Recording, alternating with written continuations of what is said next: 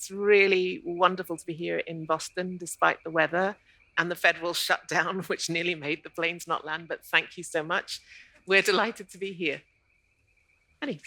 Yes, no, I'd like to thank you as well, more than anything else, just to get used to my accent. I'm both engineer and British in some way. So. Yeah, we're foreigners in every sense of the word. We were given a task that we weren't so sure, but listening to what's gone on so far, I think we've already got quite a hard task to try and figure out how to talk about well-being. So my first question, Lesley, to you is how you define well-being. What does well-being mean to you, both at a personal level, and how do you define it beyond health, and how it's expressed? How is it expressed through community life? I mean, I think it's a really complex question in these times because we're beginning to understand more and more how health is interconnected. It's not just about mental health, bodily health, cultural health, societal health. There are many forms of it. And at a very personal level, I would say it is to do with community, to do with not being alone in the world. And I think in these times, it's increasingly difficult to really get a handle on what community means to us, partly because many of us have many communities. And so I would say that, in my 60s, I now see well-being as a set of principles, a set of values that I try to extend in the many different areas of both my working and my professional life. And I think one of the things that's interesting about architecture as a profession is that there's such an interrelated relationship between the things that you think about and you do in your everyday life and the things that you do in your professional life. I studied sociology before I studied architecture, and I was struck immediately by how architecture involved almost every aspect of who I am as a person. And I think that really goes to the heart of what we mean when we say well-being, to be well in the world. I mean, I've got a couple of questions that I want to ask you. Why do you think design is so central to well-being? I think every person in this room might have a different answer for that, because we all define design slightly differently. So I'm going to start from a very personal position on this, which comes from, like everyone else, my birthplace. So I came from Africa as a migrant to the UK.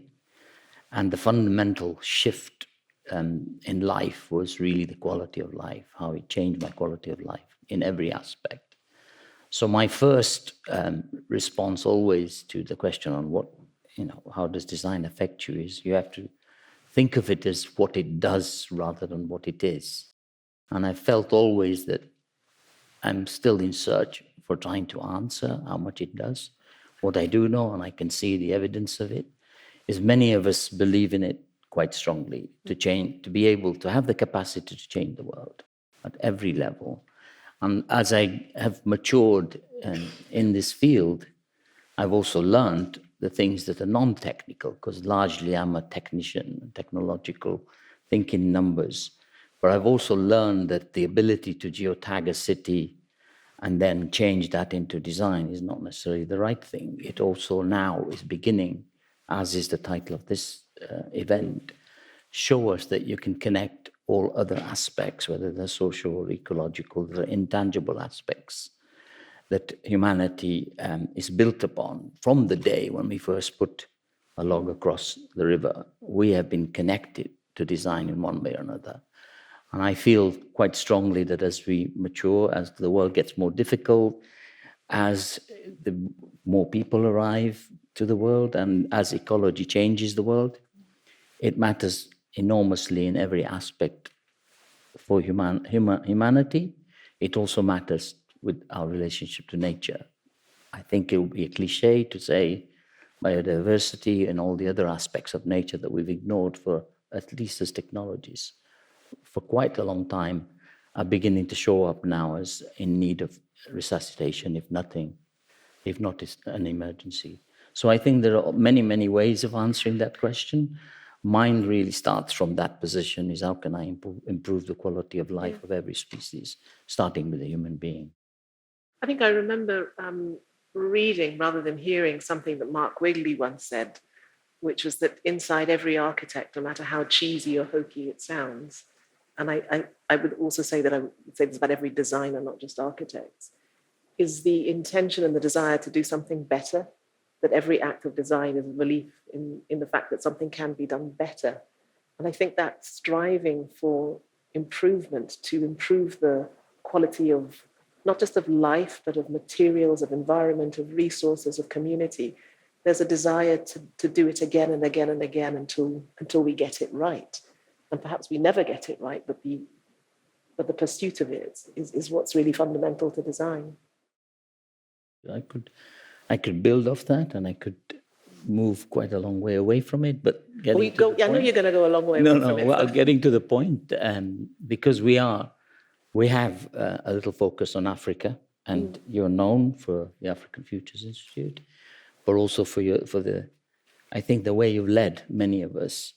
So my question might be, what do you think is the difference when we're talking about in the African context, the role of design, but also the role of specifically the education of design?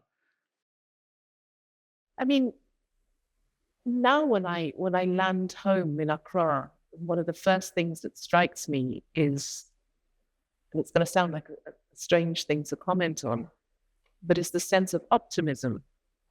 And I think it is to do with the extreme youth of our context. The average age is under 20, which means that for most Africans, the majority of their lives are in front of them, not behind. And that for me is a very different sensation from being in, I would say, the global north in general, where the kind of youthfulness, if you like, or the naiveness is not so present. There's much more of a kind of fatigue and a cynicism that I sense here. But at the same time, the understanding of the power of design, I think, is very poorly understood in our context. The design is something seen as a luxury that you get to when all the basics have been met. So you have this strange tension between people who are hungry, ambitious, who really see the point in trying to change things, and yet a lack of resources and infrastructure to implement that change. So it's quite a strange moment, I think, to be working in education. On the one hand, it's an incredibly optimistic moment because you see very, very clearly that education really is the battleground of the future. But I think we have so many questions about how we implement critical, creative, intelligent education, not simply training, at scale. So there's a kind of almost like a contradiction that I feel at the moment, but there is something very powerful about being in the midst of all of that energy. And just going off script, do you think everybody's wondering this, I'm sure, what the role of AI might be in that? We did rehearse this bit, just so you know. It's a really interesting question again, and because we're going partly off script, I'm going to have to think through it as I answer. But I know that in my institute, I encourage my team to use AI to mimic something that they don't always understand.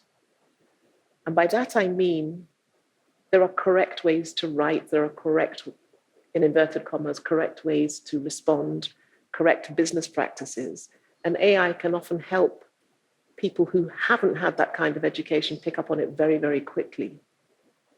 But in another sense, all of the DNA, I think, of AI has very little to do with our context.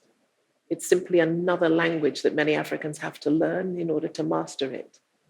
So the innate tension between a continent whose mother tongues are never expressed publicly, the official languages of Africa are English, French, and Portuguese, and yet all of us speak another language at home. AI exacerbates that tension because it's become the fourth language, if you like. So again, it's a really interesting space to be in and an interesting space to try to explore and grapple with. But I think that the speed and the kind of ease of AI is not such a good thing for us. So I'm going to ask you a question. And, you know, as Christian said, I mean, fundamentally, we're both educators at heart, and if not, you know, in our practice. My students might not agree with that. I hope they're not. Well, I know my students aren't here. How do you think design education can evolve to prepare students to kind of face today's realities? Like, how do you think design education should change? Wow. Okay, you've moved away from the question. I hope. I think the one thing is that we're fortunate enough to see it from the global lens as well as from the inside out, from developed countries. I think that the change that's going on, and I could probably give an analogy very quickly of when I first went back to Uganda, maybe 25, 30 years ago, and I saw lots of people with mobile phones before the wire had ever arrived. So that leap was made.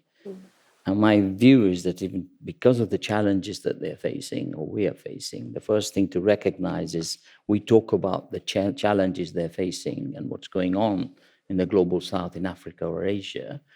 The truth is it's on their backs already in most of these places. So the first thing is that they don't have the time to go through the process we went through, to metabolize and to make the wide syllabus is the wonderful things we have to do and the time we have. And that urgency, I think, might result in a new ways of educating. It's already, I'm seeing some of it. And it goes beyond, cool people going to these places and making a pavilion. It goes now to, I see in many parts of the world, community bottom-up healing needed, and so it was spoken about earlier, other things needed in order for their societies to progress. And I am othering them here, but what I'm trying to get at is that they have no choice in these places. Mm-hmm. Many things are on their backs, and it will speed things up. I hope that technology in that sense will straight through, and it has this risk of being soulless, of creating things that we've seen in the West particularly, which are soulless, and I do hope that they don't end up doing that.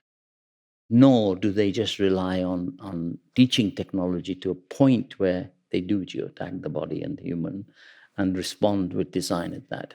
The UN Habitat has already a framework, not that we should always refer to frameworks of any sort, but the UN Habitat certainly has a framework for inclusive design that has been around for quite some time now. And I see the absence of that in many places. So little things that join dots would help. But education is likely to change enormously. I think more and more younger kids will learn things that we learned when we were adults. That's my hope. I mean, it's interesting. We had an experimental program in Morocco this summer with 30 participants who were both around the African continent, but also the diaspora. And there were several projects that were really, I mean, they were only there for 4 weeks. It's not like a full-blown course, but there were several projects that that will stay with me for the rest of my life. And one of them was a young woman from Uganda who had been listening to Francis Kere speak about one of his projects and about how the women in the village in which he was working in Burkina Faso used to sing a particular song as they were beating the earth floor.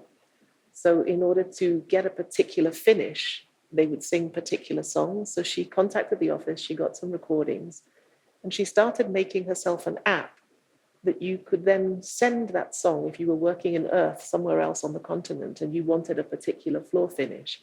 And I just kept thinking, I mean, that is an amazing application of technology and imagination and also the human spirit, so that you you put it onto a speaker, you'd start singing, and the result would be a floor finish. It's a kind of specification which is just so inventive.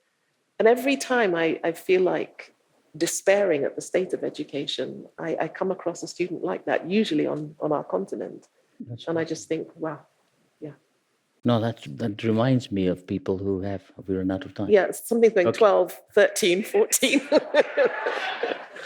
I was going to say that it reminds me of a situation that I've come across very recently, where, kids 18, less than 18, have been able to do things that I've done as a structural engineer and change the way I think, and specifically help me rethink all the nastiness that I've built over these years. So the discussion on climate, materials, these are wide discussions. It will take us forever to talk about it, but I'm really optimistic that there will be a change and a speeding up of the process of educating kids. I couldn't agree more. Yeah, plenty. Thank you so much. Thank you.